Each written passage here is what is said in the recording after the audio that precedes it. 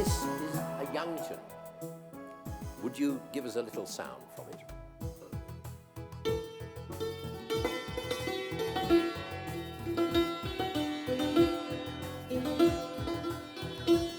And so, with this, we're hitting strings. Could you just hit one string? Right. And again, if you were to feel the strings, you'd feel the strings are vibrating. Now, if you think of a thin metal string vibrating, that's not going to move many molecules of air. So what do? We arrange so that when the string vibrates through the wooden posts here, it actually makes this hollow case vibrate, and that amplifies the sound because the wooden case will move more air molecules than just a single little string.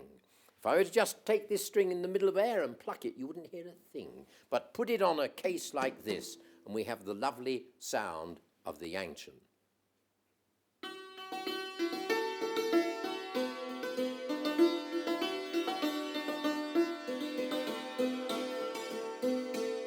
And you may notice that some of the strings are longer than others. And this was a great discovery. If you compare how very complicated this is compared with my kolokpa, you'll see this only makes one sound. But the Yangchen, I can make a low note if we just hit the long string here, dong.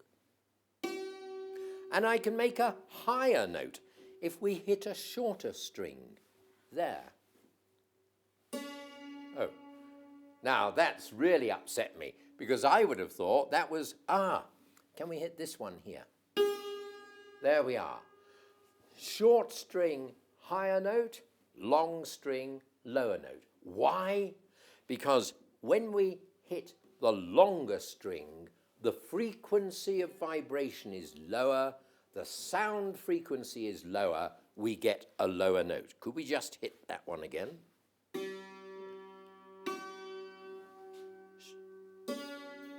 No.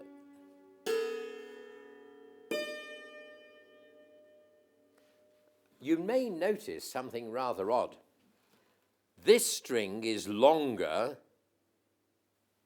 than that string. Could we just hit that one and that one? You'd think a longer string, I said, was going to give a lower note, but there is something else which comes into it when you're looking at the note that comes from a musical instrument, and that is how tightly the strings are stretched. And when you have to tune in a Yangchen, you have to use this device here to turn to stretch the strings more and more. The more you stretch the string, the higher the note. So the first thing the Yangchen player has to do is to tune it by adjusting the tension in each of the strings. Could you just show us how you tune it?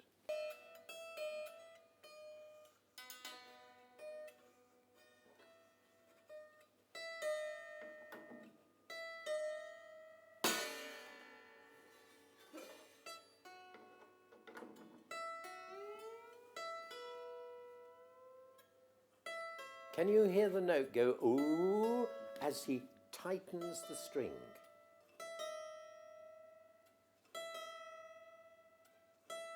Good, thank you very much indeed. So this is a stringed instrument that works by hitting it with little hammers. This is a very ancient instrument. It goes back hundreds and hundreds and hundreds of years.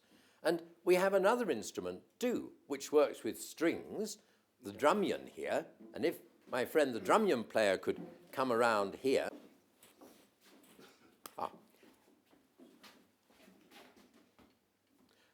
So the drumyon player is now going to show how he makes sound waves, not by hitting the strings, but by plucking the strings. Instead of hitting with a hammer, you pluck like that. The tighter the string, the higher the frequency.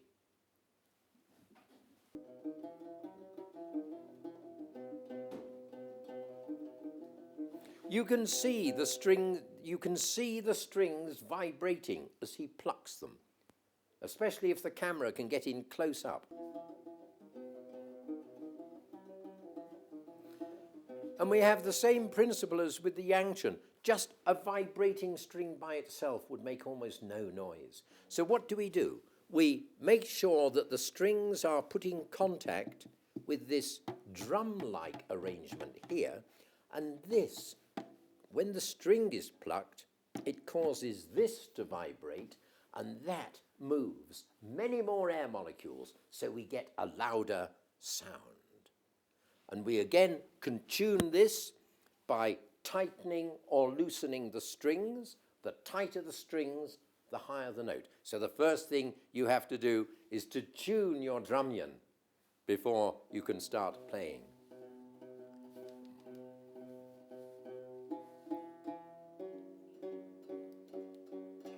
So when you're tuning a musical instrument, you're adjusting the frequency of the sound waves that it's producing. Now, here we have another sort of sound wave coming from a very different sort of musical instrument called a mobile phone. Same principle, though. It's vibrating the air molecules, which causes the longitudinal wave to come through the air to your ear. If there were no air, if we were in a vacuum here with no air at all, my friends here would be playing away like mad, I'd be talking, and you would not hear a thing. In space, there is a vacuum, no air. In space, nobody can hear you scream. Shout away as much as you like in space, and nobody will hear you, because there are no air molecules to vibrate, to carry a sound through space. But air molecules. Another sort of instrument that has evolved over history works on causing the air molecules to vibrate just by blowing. Now, you may have seen little children take a piece of grass and they sort of stretch it between their thumbs like this, and they go, and it makes a noise. You try it with a blade of grass, and you can feel the blade of grass vibrate. And it's the vibration of the blade of grass which causes the air molecules to vibrate. And so, if we can make air vibrate, we can make a sound. And the sort of instruments which work on that principle are called wind instruments, and we have the flute.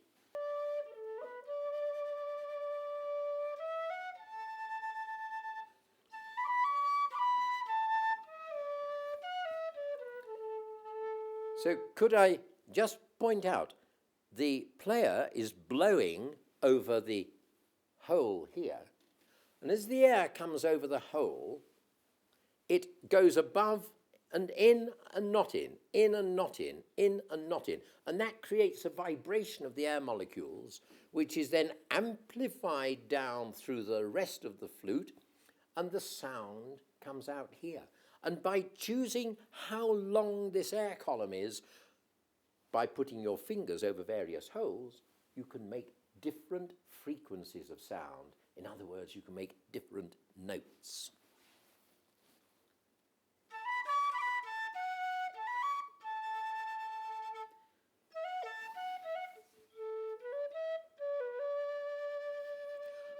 Now, this is a flute. The air vibrates by going in and out of this little hole. And now my friend is going to play another very traditional Bhutanese instrument, which also works by air vibrating, but this time what makes the air vibrate is the vibration of the player's lips. If you've ever tried playing a dun, you have to vibrate your lips.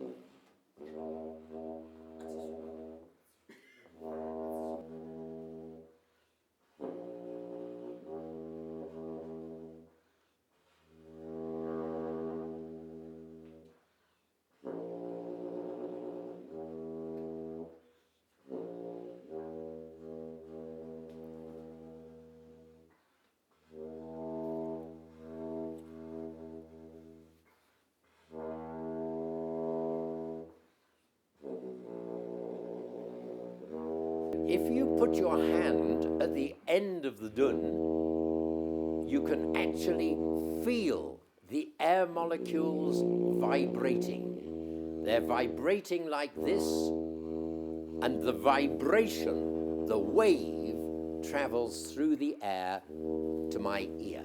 You can feel the sound.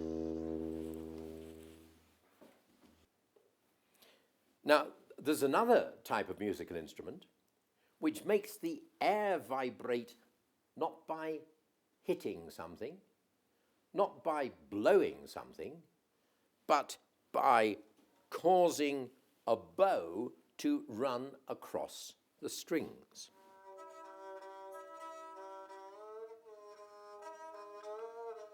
And if you feel the strings as it's being played, you can feel the strings vibrating.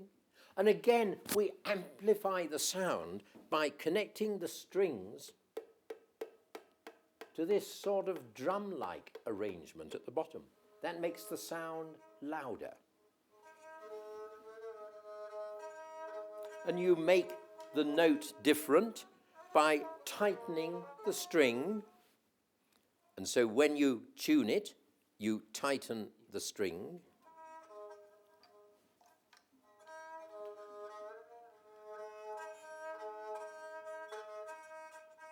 And then when you play it, you can touch the string here. So if you go like this and I touch it here, move. Shorter string, higher note. Shorter string, higher frequency. Keep going like this.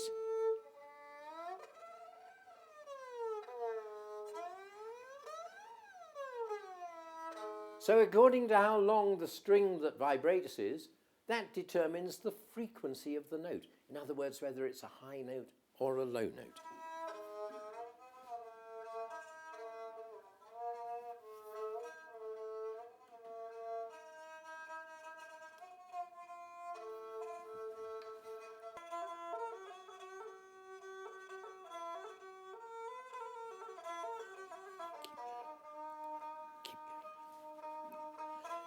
So you see what a lot of science there is in traditional Bhutanese musical instruments.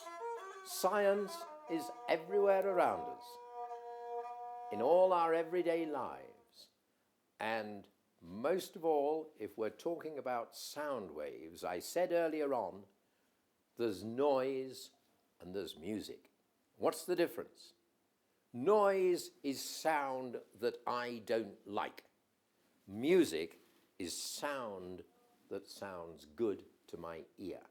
And I have to say, if you look at young people playing horrible, noisy pop music, I don't like it. To me, that's noise. But to a young person, it's music. One person's noise is another person's music. But it's wonderful, isn't it, to see how an understanding of sound waves helps us appreciate the wide range of instruments that are found in the traditional culture of Bhutan.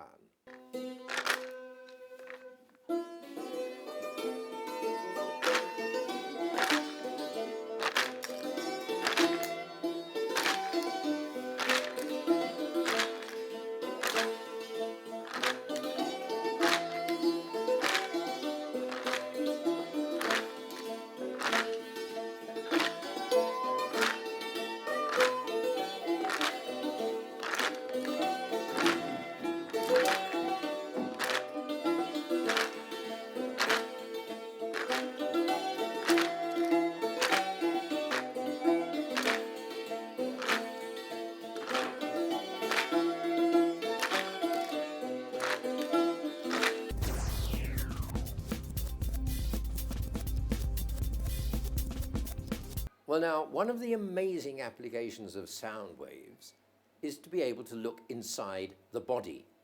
And we use for that very high frequency sound waves. The sort of sound wave that you can hear might be 1,000 hertz frequency. The sort of sound waves used to look inside the body are millions of hertz of frequency. like 5 to 10 million vibrations a second. But it's sound. It's just that we can't hear it.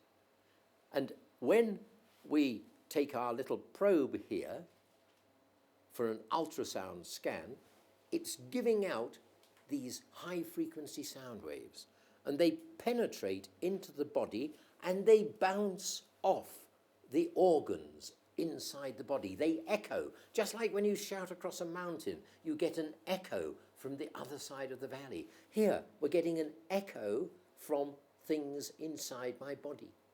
And I can take that echo and I can feed it through some rather complicated electronics. And on the screen, I can see a picture of what's inside me. That could be, for a woman, that could be a baby waiting to be born.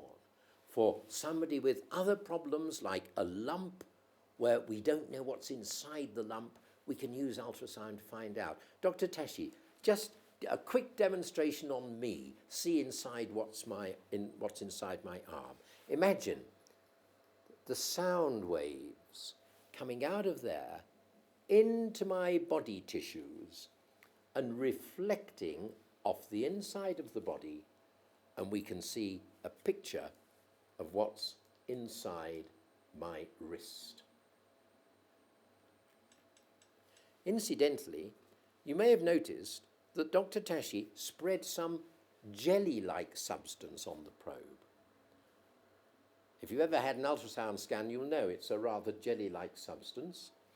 And that's to give a good sound connection between the probe and my inside. Now, what we have here is actually a picture of my blood going through my, is it a vein or an artery here? Through an artery here. We can actually see a picture of my artery with the blood going through it. All by the use of very high frequency sound waves. Remember, what's being picked up is the echo of the sound wave from inside my body. And with this sort of device, I can see more than just a picture. I can actually see whether the blood vessel is all right. I hope my artery is looking all right, doctor. It's absolutely fine. Because if there was a blockage in your artery, then you would be able to see that it gets a bit narrower in some places. And if you have this problem with your heart, and there is a narrowing of an artery going into your heart, that's what causes a heart attack. I can also measure with ultrasound the speed of the blood in my veins and arteries going backwards and forwards. And if the blood is too slow, this will mean that I've got a bit of a problem. So, Dr. Tashi, your apparatus here is a magical use of sound waves. Absolutely the same as ordinary sound waves that we saw in Rapper, except very, very, very high frequency. And this is one of the great developments in diagnostic medicine. Well, I'm so pleased. You can all see my blood going backwards and forwards up my wrist there. It's good to know that I've got some red blood in there, and it's good to know that it's moving. So I'm still alive. So whenever you come to the hospital, and either you or your wife or your sister have an ultrasound scan, just remember, sound waves, longitudinal waves, going into the body, reflecting out like an echo, and then being processed by electronics to produce these wonderful pictures. Thank you so much, Dr. Tashi. I know you've got an awful lot of patients to deal with, so we won't delay you anymore. Thank you very much. We've just seen a use of ultrasound in order to get images inside our body. Very powerful technique. But also you can use ultrasound not just in diagnosis, that's to say to look inside your body to see what's wrong with you. You can also use ultrasound to treat problems, especially problems in muscles and joints. The principle is exactly the same. The frequencies used are different. And I'm not sure, what frequency do we use in ultrasound here? And in therapeutic, normally we use 1 megahertz or 3 megahertz. So 1 or 3 megahertz. If you remember in diagnosis, it was like 5 or 10 megahertz. Remember, a megahertz means a million hertz. That's the frequency. So about 1 megahertz, that's about 10,000 times more frequent a vibration than the sort of note we can hear. If I go, ah, that's about 1,000 megahertz. If I could go 1,000 times higher than that, I get to the sound that's coming out of here. So out of this probe comes a sound wave, a longitudinal wave, just like any other sound wave, except it's high frequency. And our ultrasound expert here is going to do a little treatment on this man's elbow. Now, this man has a sore elbow, and when the ultrasound goes in to the tissues, it's a vibration, remember? It makes the tissues vibrate, and that increases the blood circulation. Therefore, the blood, the warming from the ultrasound and the blood helps bring relief to sore joints and sore muscles. And you'll notice, just like in the diagnostic ultrasound, we need to create a good acoustical link between the sound coming out of the probe and the sound going into the skin. If there was an air gap, some of the sound would be lost and wasted. So to avoid any air gap, we put this sticky gel on top here, and that gives a good acoustic or sound connection between the probe and the body. Let's see a little bit of treatment. One of the things about ultrasound treatment is that it seems as if nothing's happening. The patient here can't feel anything at all. And you sometimes wonder whether Dr. Sanger here has remembered to switch on the ultrasound machine, because you hear nothing at all. You feel nothing at all. You can't hear it because the frequency is 1,000 times higher than what the human ear is sensitive to. You don't feel anything because it's not cutting anything or doing horrible things to anything. It's just a high frequency sound vibration going in through the skin, inside, causing movement of the tissues. And we talked about energy once. Well, here's an example of an energy transfer. If you rub your hands together like that, your hands will get hot. So the ultrasound causing the molecules inside your muscles to vibrate causes them to get hot, which increases the blood circulation, and this helps relieve the problem. So ultrasound in treatment and ultrasound in diagnosis. And Dr. Sanger here will remember the days when there was no ultrasound equipment in the hospital here in Thimphu. And yet it's so very, very useful. So next time you hear of anybody having ultrasound treatment, remember high, very high frequency sound waves. Now, while this patient is being treated, let me tell you of another use of ultrasound, which is really quite different. Again, it's treatment, but it's treatment of a problem called kidney stones. Sometimes in your kidney you get an accumulation of material which forms a stone in your kidney, and it can be incredibly painful. In the past, you had to have a big operation to have I got my kidneys in the right place? Where are my kidneys? Are they here? There, thank you. Well, here are my kidneys. I used to have a big operation, big cut here, open up the kidney to take the stones out, and then sewn up again. And of course, whenever you have an operation which cuts you open, you've always got discomfort, general anaesthetic, which takes you 6 weeks to get over, and lots of possibility of infection. So it was a problem. But then came a development which was keyhole surgery. And we have one doctor, for example, in Bhutan, very, very experienced in this, is Dr. Lotte, who performs dozens and dozens of keyhole surgery operations to remove gallstones, kidney stones. And that only requires a little cut that wide, and he can operate through that cut. So you recover much quicker. But thanks to ultrasound, we can actually take high-power ultrasound and fire it into my body here, and this pulses of high-power ultrasound will actually cause the stones in my kidney to shatter. It breaks them up. The pulses of high-frequency sound will actually break up the stones in my body, and then they can be expelled in my urine. So there's a wonderful example of sound waves used for treatment.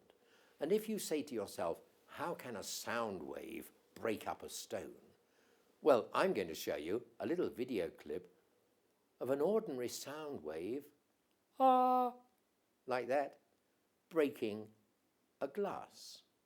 Sound can be very powerful. Thank you, Dr. Sanger. Thank you, sir. And many congratulations on all your developments in physiotherapy, including your ultrasound treatment. One example of another musical instrument that works by hitting something is the bell here, which counts the number of revolutions of the prayer wheel. And you'll see as the stick hits the little hanger in the bell, it knocks the side and causes the bell to vibrate. The vibrating metal of the bell causes the air molecules to vibrate. They create a wave, a longitudinal wave, which comes to my ear, and I can hear the sound of the bell. Now, again, I can make bells which have different notes. I can make bells with very deep notes, bells with high notes. A big bell will have a deep note, a low frequency. A small bell will have a much higher note, a high frequency. So again, when you hear a bell as you rotate the prayer wheel, just think about the sound waves and think about the frequency of the sound waves.